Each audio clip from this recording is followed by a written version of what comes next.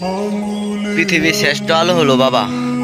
হাত পা না থাকুক ছেলের, কিভাবে ছেলেকে খুশি রাখতে হবো এই টেকনিক বাবা জানে। ভিডিও ছোট্ট একটা উদাহরণ, ভিডিওটা রেখে যান।